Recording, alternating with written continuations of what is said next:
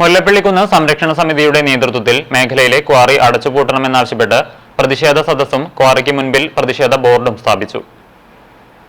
ആൽത്തറ മേഖലയിലെ ജനങ്ങളെ തീരാദുരിതത്തിലാക്കി കഴിഞ്ഞ 25 വർഷത്തിലധികമായി മിച്ചഭൂമിയിലും പട്ടയഭൂമിയിലും അനധികൃതമായി ക്വാറി പ്രവർത്തിച്ചു വരികയാണെന്ന് പ്രതിഷേധക്കാർ ആരോപിച്ചു.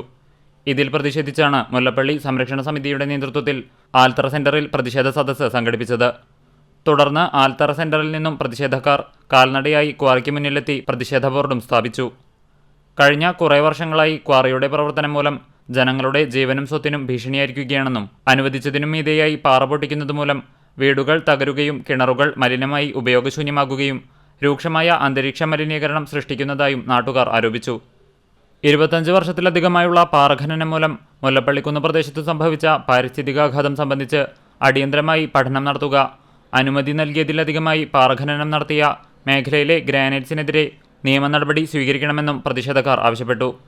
മുല്ലപ്പള്ളിക്കുന്ന് സംരക്ഷണ സമിതി ചെയർമാൻ സജീവ് വലിയവളപ്പിൽ പ്രതിഷേധ സദസ്സ് ഉദ്ഘാടനം ചെയ്തു.